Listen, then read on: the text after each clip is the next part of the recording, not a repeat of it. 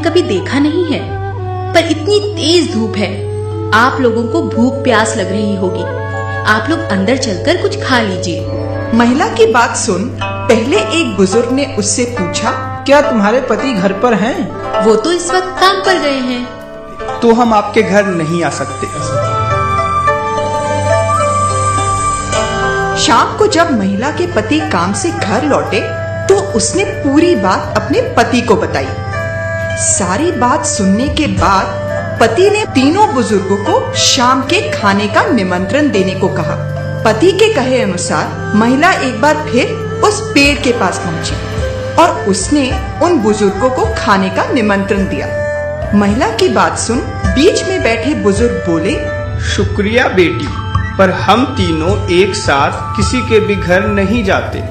पर ऐसा क्यों?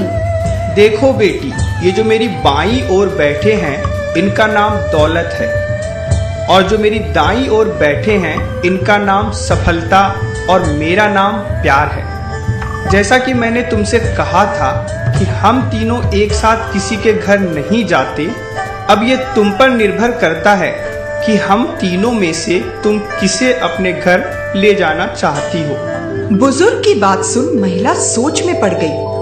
उसके लिए निर्णय कर पाना थोड़ा मुश्किल हो गया। उसने सोचा क्यों ना अपने पति की मदद ली जाए। वो भीतर गई और उसने अपने पति को सारी बात बताई। पत्नी की बात सुनने के बाद पति बोले, मुझे लगता है हमें दौलत को अपने घर ले आना चाहिए, क्योंकि उसके आते ही हम माला माल हो जाएंगे। नहीं नहीं, मुझे तो लगता है कि हमें सफलता को ले आना चाहिए, क्योंकि उसके आते ही हम जिंदगी में वो सब हासिल कर पाएंगे जिसकी हमें इच्छा है। तभी पास ही में बैठी इनकी 10 साल की बेटी बोल पड़ी, मम्मा, पर मुझे लगता है कि हमें उस प्यार नाम वाले दादाजी को घर बुलाना चाहिए, ताकि हमारा घर खुशियों से भर जाए। बेटी की बात पति पत्नी को जच गई और उन्होंने आंगन में जाकर प्यार नाम के बुजुर्ग से घर के अंदर आने का आग्रह किया।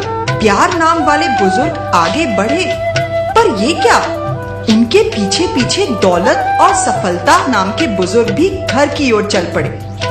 ये देख महिला को आश्चर्य हुआ और उसने बुजुर्ग से पूछा, पर आपने तो कहा था कि आप में से सिर्फ एक ही घर के अंदर आ सकता है, अब आप तीनों? बेटी, मैंने बिल्कुल सही कहा था। अगर तुमने दौलत या सफलता में से किसी एक को चुना होता तो बाकी दो घर के बाहर ही रह जाते, पर क्योंकि तुमने प्यार को चुना है, सो जहाँ प्यार रहता है वहाँ दौलत और सफलता तो खुद ब खुद चली आती है।